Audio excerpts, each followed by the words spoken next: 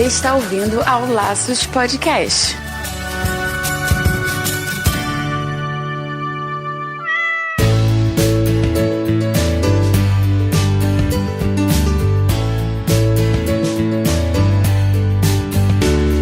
Bem-vindos ao Laços Podcast número 8. Aqui é o Wendy Bittar. E eu sou Marina Arinelli, aqui no Laços que vamos discutir tudo sobre o seu animal. Hoje nós temos um tema muito legal para conversar. A gente vai falar um pouco sobre adestramento. Pois é, Wendy, só que dessa vez nós temos o prazer de receber nosso primeiro convidado aqui no Laços, o Rafael Wisneski, do site meucãocompanheiro.com. Tudo bem, Rafael? Seja bem-vindo aos Laços. Uhul! Nosso primeiro convidado!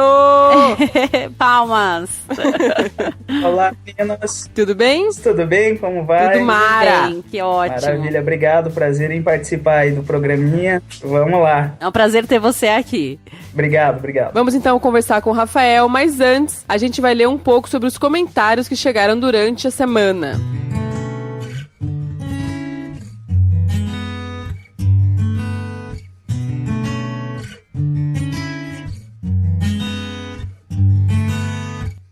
Se você está com dúvidas, sugestões ou quer apenas mandar o seu recado, visite o nosso site www.laçospodcast.com.br. Envie sua mensagem para laços@laçospodcast.com.br, facebook.com/laçosvet e no Twitter, @laçospodcast. Marina, vamos agradecer então algumas pessoas que acompanharam o nosso trabalho. Vou falar alguns nomes e você fala outros aí, tá bom? Beleza. Andréia Pereira, Ayane Santiago, Diana Ribeiro, Meire Pereira, Antônio Cordeiro, Camila Thaíse, Maria Celina Conte, Vila Marinho, Irene Souza e Patrícia Fernandes. Obrigada, pessoal, por acompanhar nosso trabalho. Espero que vocês estejam gostando. Estamos abertos para receber dúvidas, sugestões, para qualquer coisa. Olha só, vou ler um comentário aqui da Suzana Soares, que ela mandou pelo Facebook. Oi, meninas, adorei o projeto. Amo muito os animais, como se fossem meus filhos. É um amor verdadeiro. Tenho 3 que adotei, amo muito eles. Até dormem comigo. Ah, que fofa, Suzana. Que bom que você tá gostando do nosso projeto. Amor pelos cães é incondicional mesmo, é um amor recíproco. A gente dá e recebe ele de volta de forma incrível. Que bom, muito fofa. Adorei seu comentário. Eu também. Manda dúvida. Se tiver alguma dúvida, pode mandar pra gente, tá?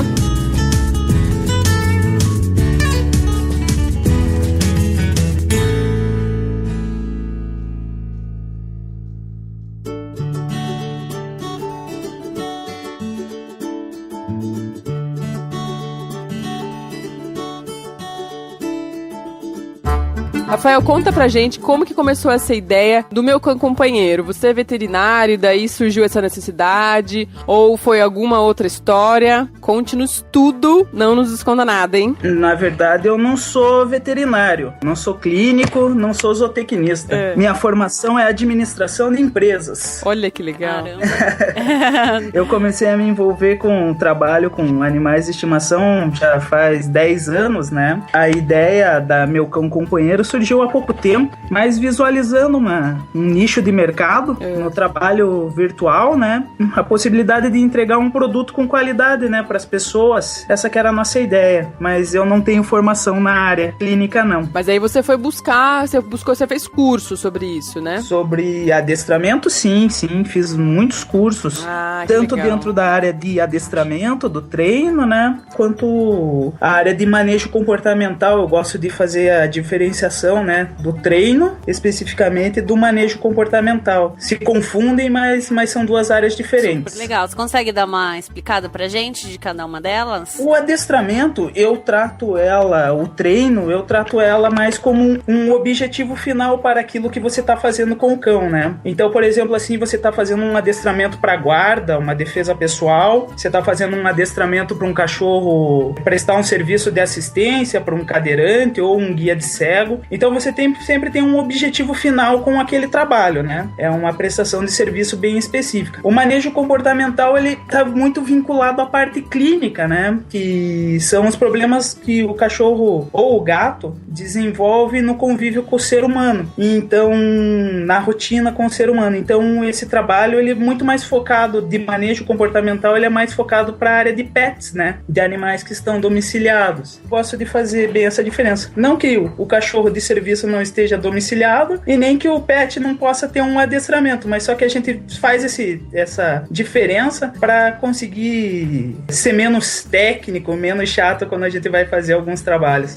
Porque nem sempre quem quer adestrar o cachorro que tá ali dentro de casa, ele quer que faça comandos, né? Assim, às vezes é realmente comportamento, né? O foco é diferente, né? O foco ele é diferente. Na verdade, a base técnica e conceitual ela é a mesma para os dois trabalhos, né? Eu foco muito mais na questão do objetivo final daquilo que você está fazendo, né? Então, para cada situação, você vai trabalhar de uma forma. Tem gente que, acho que a grande maioria, né? Eu tô bem generalizado, assim, acredita que o adestramento é dar pata, rola, uma coisa mais bonitinha pra mostrar pros amigos e tal. E o adestramento pode ser uma coisa amplamente usada. Você tem um cachorro, por exemplo, hiperativo dentro do apartamento, o adestramento vai salvar sua vida. Sim, né? Sim, não é sim. dar patinha e rola, né? O que acontece é uma confusão, né? Quando a gente tá falando sobre isso, né? Porque a pessoa acha que é só bonitinho ensinar a dar pata. Na verdade, quando você ensina o cachorro a dar pata, ensina ele a rolar, ele a deitar, ou ele ter qualquer outro tipo de comportamento, você na verdade tá aumentando o hall comportamental daquele cão. Você tá aumentando a caixa de ferramentas dele, você tá criando e enriquecendo as possibilidades comportamentais que aquele animal tem. Então por isso que é importante, né? A comunicação dele com você, exato, né? Exato. E o que acontece é o seguinte, toda pessoa que faz um trabalho com o cão, mesmo que seja o seu cão, de treinamento de 5, 10 minutos por dia, para 5 e 10 minutos para observar o seu cão. E isso é uma atenção, né? Então é interessante você criar esses comandinhos, não só pelo fato de ser bonitinho ou algo do tipo, mas porque você melhora realmente a relação com o seu animal e tem um tempo dedicado para ele, né? Tão difícil nos dias de hoje, né? Dedicar tempo a alguma atividade, né?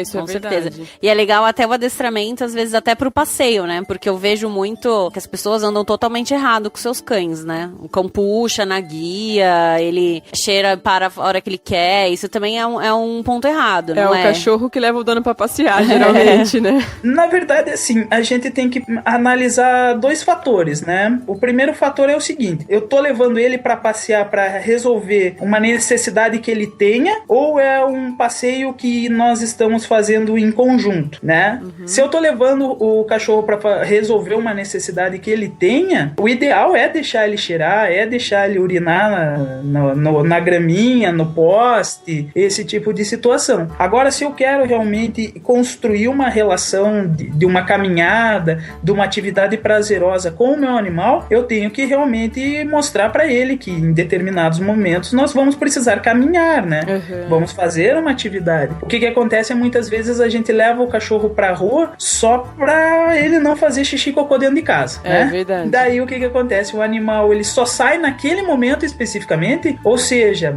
todo passeio pra ele vai ser como a chegada na Disneylândia, né?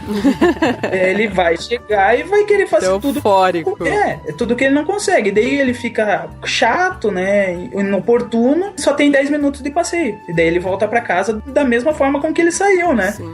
E assim vira um ciclo, né? Vicioso de uma situação ruim, né? Isso não é muito legal, não. Então por isso a gente tem que conseguir colocar equilíbrio pra essa relação, né? É importantíssimo, né? A gente tem que curtir, daí ao mesmo tempo a gente tem que passar alguns limites, como você comentou, né? E você acha que adestrar o animal, porque o ideal eu acho que é começar desde novo, né? Assim, pegar um cachorro filhotão que consiga ser adestrado. Com que idade que você acha que pode começar? E tenta tirar esse mito de, não sei se existe esse mito mesmo de que cachorro velho não é adestrado. É difícil. O que acontece é o seguinte, eu acho que a partir do momento que o cachorro chegou na residência do tutor, né, você já tem condição de treinar ele, no sentido amplo de educação, estabelecer forma de ensinar como que funcionam as coisas na residência, depois na sociedade como um todo. Então a partir do momento que o cachorro chega, você já tem condição de ensiná-lo. E com relação ao animal que é mais mais velho, né? Logicamente, um animal que é bem mais velho, então que já tá numa idade mais senil, você vai ter determinadas dificuldades, né? Até porque... Já tá cheio de manias, né? Você, querendo ou não, ele teve uma aprendizagem durante um determinado período de tempo, 10, 12 anos, né? E repetiu comportamentos e criou alguns vícios, né? Por conta disso, vai ser mais difícil você querer fazer uma modulação comportamental. Porém, não é impossível, né? Não é impossível. Você consegue fazer modulação comportamental de animais mais velhos, sim. Ensinar coisas. Aliás, é até interessante você fazer um treinamento para animal que é mais velho, justamente na prevenção de déficits que podem ocorrer nessa idade, né? O que, por exemplo? Na verdade, a gente chama de degeneração cognitiva, né? O animal começa a perder determinadas funções cognitivas nessa idade. É que nem humano, né? O Alzheimer canino. Então, quando você consegue aumentar, mais uma vez falando, a caixa de ferramenta deles, o RAW comportamental dele, se ele sabe fazer 50 coisas e perder 25, ele ainda vai continuar fazendo 25, né? Agora, se ele só sabe fazer 5 e perder 3, vai ser muito ruim, né? Interessante esse ponto de vista. E é até bom, assim, até um ponto de vista médico, né? Eu acho que é até bom você ter esse treinamento, porque daí você começa a perceber quando o animal começa a perder os comandos, né? Começa a perder algumas coisas. Então, o dono pode até observar de forma precoce isso, né? Exatamente. E começar, às vezes, tratar, ou se tiver tratamento, antes do negócio ficar bem ruim, né? Exatamente. Ou vai procurar outras possibilidades, né? Por exemplo, alterar a alimentação, dar uma ração pro animal senil, vai pensar em de repente, algum suplemento vitamínico, alguma coisa assim. E o que vai acontecer? Você tá esperto nessa relação, né? Você tá antenado, não é uma coisa que tá no escanteio, né? Não tá de escanteio a relação. Então você tá antenado no teu bichinho. Eu acho que isso que é o mais importante disso, né? Essa questão de raça mais inteligente, raça menos inteligente, você acredita nisso, assim, no sentido de, na prática, você acha que isso faz diferença? Eu penso da seguinte maneira, eu acho que cada animal ele tem uma capacidade cognitiva que pode ser diferente de outro. Um Border Collie, logicamente, é uma raça extremamente inteligente e que vai fazer coisas incríveis, né? Tem uma capacidade diferenciada, assim como o Golden tem, o Labrador tem. Mas não dá pra gente colocar no outro extremo outras raças que, querendo ou não, também conseguem fazer coisas incríveis. Mas só que são outras formas de inteligência, são outras percepções, né? É muito difícil você falar que um é inteligente e o outro é burro, né? Só porque ele pertence a um determinado grupo. Geralmente as pessoas falam que o Bulldog é muito complicado, né? O Bulldog é um cachorro complicado, às vezes fica burro, meio turrão, né? Difícil de aprender. E eu tô trabalhando que é uma capacidade absurda de aprendizagem. Olha, o animal, ele faz muita coisa. Ele tem uma capacidade incrível de aprendizagem. Então, é uma inteligência que ele tem e a gente consegue aproveitar isso no treinamento. Mas o que acontece muitas vezes é que a gente, por rotular, né, já deixa de fazer as coisas, né? Não faz nada daí. Ele não vai aprender nada mesmo, né? Não vou... Você já ouviu falar desses cães que são inadestráveis, assim, igual no filme Marley e Eu, que ele foi retirado de aulas, de adestramento, essas coisas, você já pegou? Você acha que existe cães assim? Existe. Da mesma forma que eu acabei de dar o exemplo do Bulldog, né? Esses tempos atrás a gente pegou um outro Bulldog, ele não fez absolutamente nada. A gente tentava de qualquer maneira fazer com que ele tivesse algum tipo de motivação para treinar e não fez nada. Então, acontece, né? Acontece. É uma situação, mas só que ele era muito parado, esse cão que eu tô falando, né? Tem cães que são muito agitados. Muito hiperativo, né? Exatamente. Mas você tem que observar e perceber por que o animal tá agindo daquela maneira, né? No nosso caso, ele não se motivava por nada. Eu tenho um outro pastor alemão que eu trabalho, que ele só se motiva por brinquedo, né? Só trabalha se você tiver brinquedo. Você pode estar com uma picanha dentro da petisqueira, ele não liga, ele não dá a mínima bola pra comida. Então você só trabalha com ele com brinquedo, e ele te mordeu o brinquedo. E se você consegue, então, essa entrada com o animal, você consegue alguns resultados com ele, sim. Olha, que massa, interessante. Bem curioso, né? Isso não existe... Não é que não existe, né? Não dá pra colocar tudo em caixinhas, é tudo separado. Essa raça aprende rápido, essa raça... Lógico que existe o comportamento, são indivíduos, né? Cada um tem a sua personalidade, né? Sim, exatamente.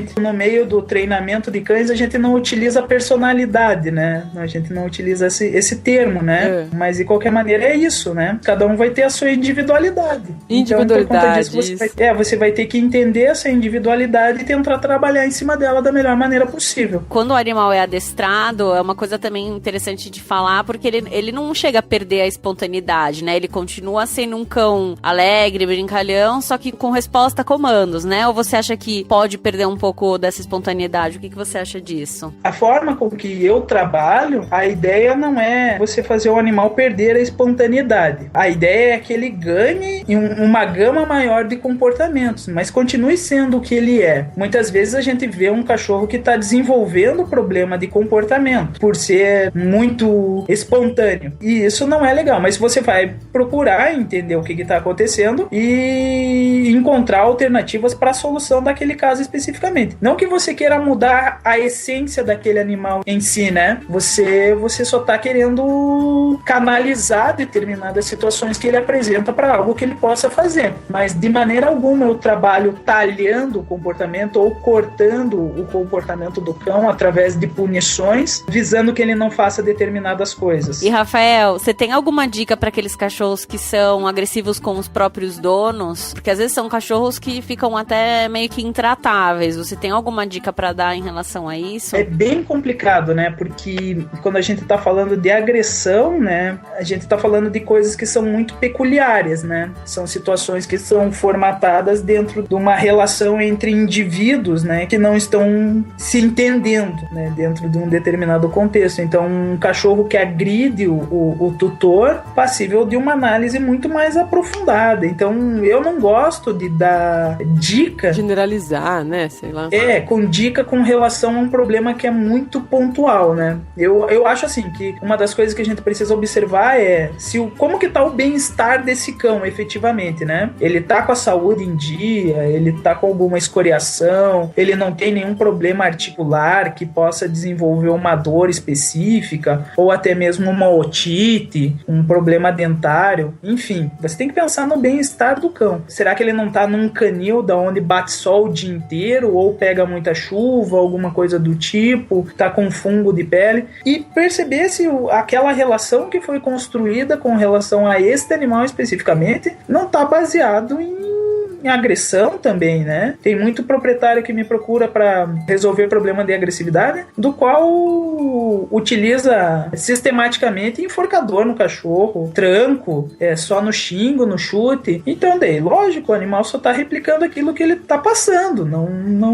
Enfim, coisas que tem que se analisar, e muitas vezes você entra num quadro que a pessoa é extremamente doce, querida, e não entende porque o animal ataca. Então, também tem que fazer uma análise mais profunda mesmo. Eu lembro, uma amiga minha, ela teve uma cachorrinha, acho que era dessas pequenas, pincher talvez, e a cachorra não gostava de carinho. Essa era a percepção da família. A cachorra não gostava de carinho, era extremamente agressiva, principalmente com criança. E criança já chega pegando já um pouco sem jeito e tal, né? E daí, muito tempo depois, foram descobrir que o que a cachorra tinha era otite. Então ela tinha dor. Então, principalmente uma criança se aproximando, ela sabia que a criança ia pegar nela, ia doer muito. Então ela era extremamente agressiva. Tratou otite e a cachorra absolutamente mudou o comportamento. Era outra cachorra. Então, a gente não pode fechar diagnóstico, né, sem fazer uma análise. Isso, se analisar tudo, né? Exato, tem que ser criterioso no trabalho, né? Isso que você falou, por exemplo, do canil com sol, né? É muito, às vezes, barulho, tá do lado de uma obra. Nossa, tem que analisar tanta coisa, né? O que pode estar irritando, né? Às vezes o cachorro, sei lá.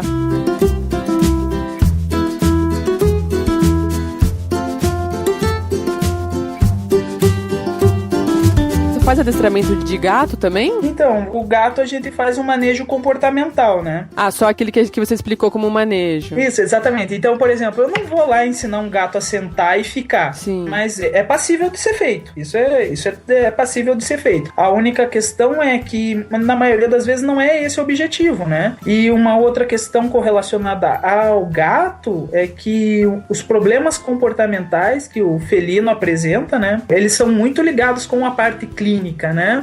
Então, invariavelmente, a gente não coloca a mão para fazer um trabalho com um gato sem ele ter passado por um clínico primeiro. Ah, tá, pra saber se tá tudo em ordem. Tudo em ordem, se não tá com problema de uma infecção urinária, se não tem um determinado histórico de alguma doença. Isso daí você tem que ter muito claro, porque eles são muito sensíveis. Então, por conta disso, a gente não coloca a mão no gato sem fazer uma análise com um clínico e, de preferência, que tenha um bom conhecimento sobre gatos. Tá longe de ser igual à procura, né? Pessoas que te procuram pra adestramento de cão e de gato, né? São necessidades diferentes, né? Do cão e do gato, né?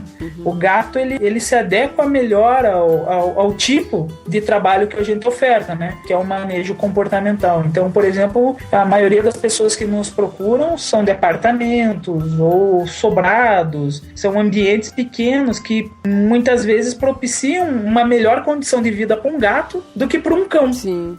E movimentação familiar, esse tipo de coisa, o gato consegue trabalhar muito melhor. Ele pura e simplesmente sobe no play dele ou vai pra toquinha dele e dorme o dia todo, só aparece à noite. O cachorro, ele demanda mais atenção, né? Ele demanda mais, tem maiores necessidades, né? Então, por conta disso, as pessoas têm maior dificuldade de entender isso e entender a origem dos problemas comportamentais dos cães. Muitas vezes está correlacionado a essa questão de rotina familiar, movimentação, estrutura de vida, né? Fiquei curiosa agora. Se tiver tudo em ordem com o gato, clinicamente ele estiver ok, que até realmente tem alguns problemas de hormonais, até que também fazem alteração de comportamento e gato, tudo. Então, realmente, essa parte clínica eu acho que é bem importante. Mas eu fiquei curiosa. Porque às vezes a pessoa pode ser que tenha um gato com alguma alteração de comportamento e ela nem saiba que aquilo é uma alteração de comportamento, né? Então, o que você pega normalmente de alteração de comportamento em gato que tenha que ser adestrado, né? Para manejo comportamental, assim, o que a gente mais vê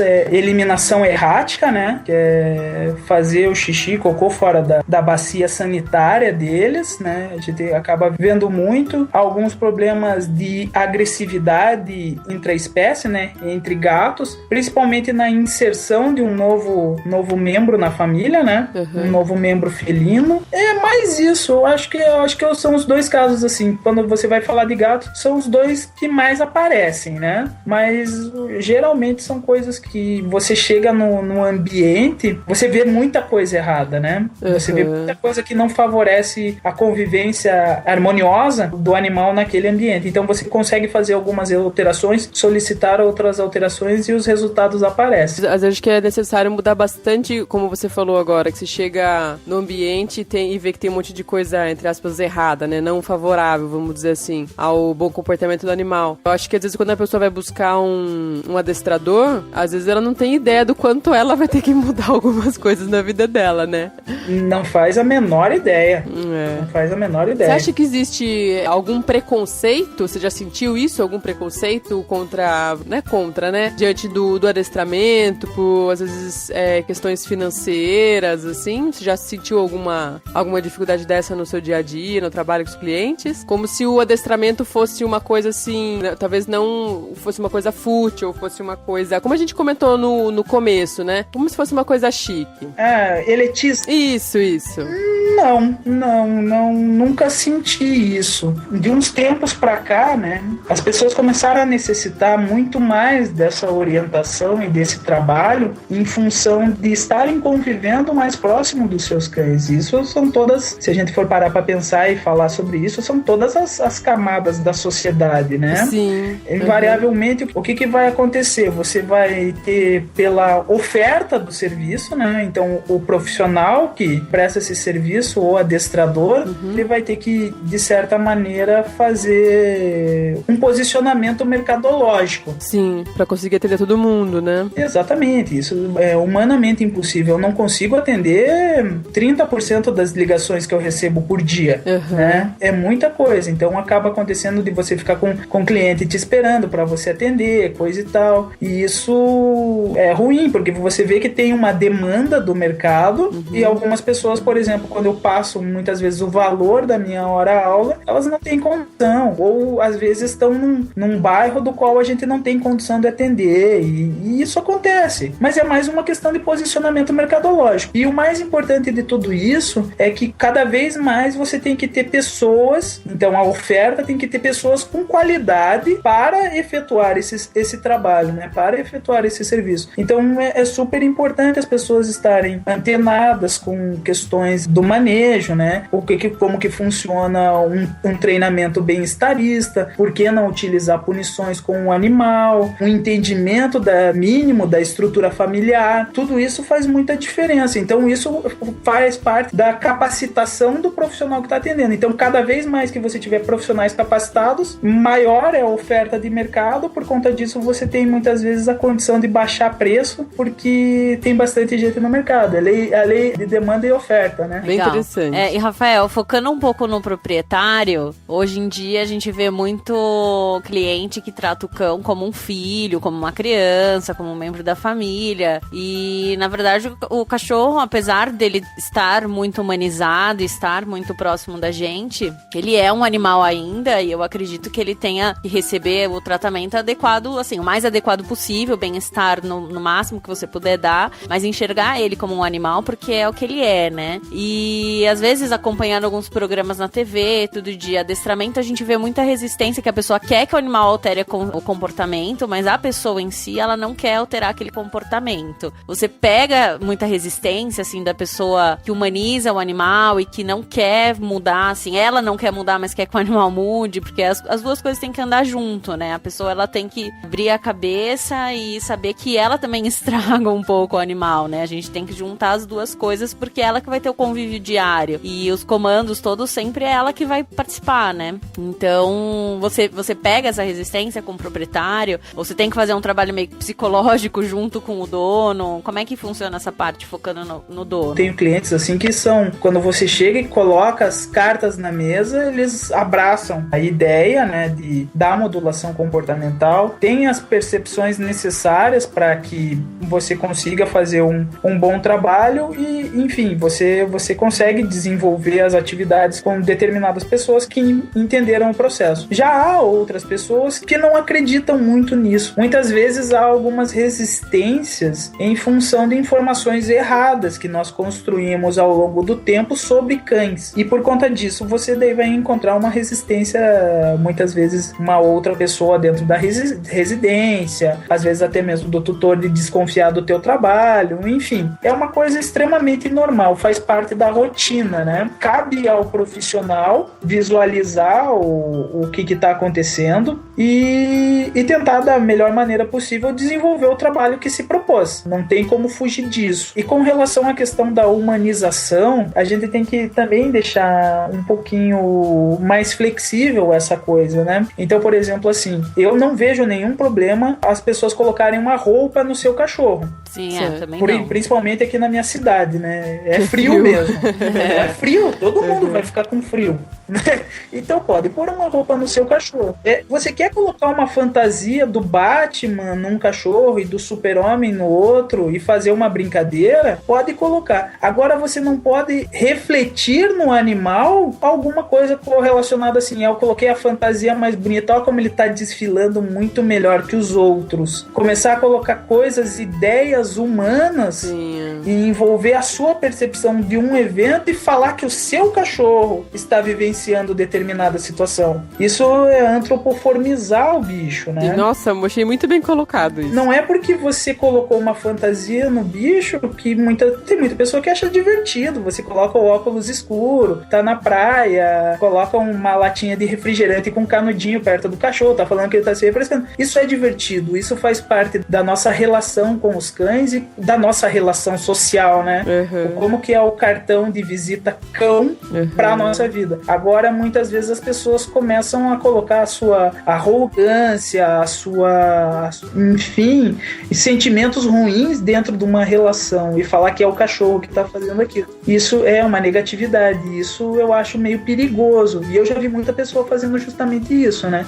Então, a gente tomar certo cuidado com isso. Não tem a ver com a roupa em si ou com, por exemplo, na minha casa, meu cachorro dorme na minha cama. E se bobear, eu fico bem no cantinho, quase caio da cama.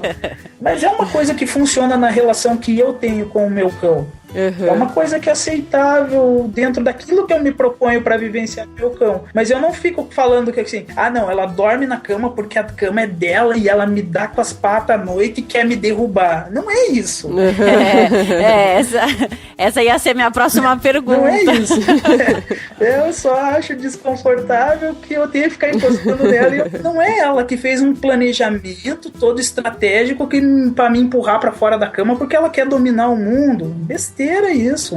É uma forma com que a gente desenvolveu nossa relação. Então não tem muito disso. Não sei se eu fui claro nessa resposta também. Não, foi super. Essa, na verdade, ia ser minha próxima pergunta, porque existem muitas pessoas que humanizam, né, assim, né, uma forma exagerada. Dessa forma exagerada que você falou, e elas acreditam que o cão gosta daquilo, ou ele quer aquilo, né? Porque eu escuto no consultório, às vezes, as pessoas falando, não, mas ele quer, ele gosta, ele é assim, é o temperamento dele. Você vê que é totalmente reflexo da pessoa, né? Então, é mito, né? Eles não são seres maquiavélicos que bolam coisas contra a gente, né? Não, de maneira alguma. Não tem essas estratégias de vingança, de inveja, né? Um ódio mortal. Eles não têm a capacidade cognitiva suficiente para bolar um plano maquiavélico, né? A maioria das coisas que a gente fala são percepções nossas com relação aos nossos bichos, é só um reflexo, né? Enfim, mas a gente consegue aprender muito com relação a isso sobre o humano que é daquele cão, né?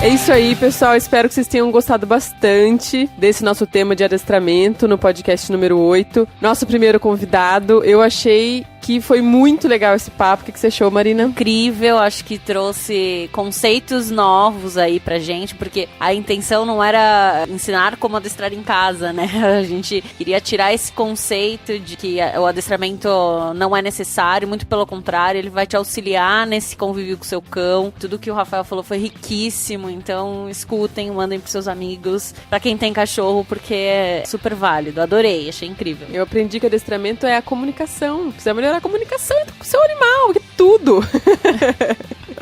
Muito legal. Rafael, espero que você tenha gostado tanto quanto a gente de participar. Gostou? Adorei, foi muito legal. Adorei a ideia. Parabéns pra vocês aí. Ótima iniciativa. Que legal. Rafael, passa pra gente agora todos os seus contatos. Se alguém quiser contatar você pra contratar os seus serviços, fala quais são os seus serviços, seus contatos, Facebook, passa tudo aí. Faz sua merchan. É só procurar, a gente tem 2 sites, né? Um é o www.meucãocompanheiro.com. Ali você encontra informações do nosso trabalho, tem algumas aulas online, ali é um curso online que a pessoa pode já desenvolver algumas práticas com os cães dela. É um outro site nosso que é da nossa empresa, que é petness.com.br. E se quiser mandar um WhatsApp é no 41 Curitiba 88440777. Estou à disposição aí de quem tiver alguma dúvida, coisa e tal. Quiser mandar um e-mailzinho, encontra nos sites. Enfim, e também tem esse telefone aí para quem quiser mandar um WhatsApp, quiser saber um pouquinho mais sobre o nosso trabalho. Só gostaria de agradecer a oportunidade. Se vocês tiverem outros assuntos que quiserem discutir, quiserem fazer perguntas, né? Estou à disposição aí para movimentar com vocês. Massa, muito legal. Muito obrigada pela participação, Rafael. Obrigado. Um beijo, gente. Beijo, até semana que vem. Tchau, tchau.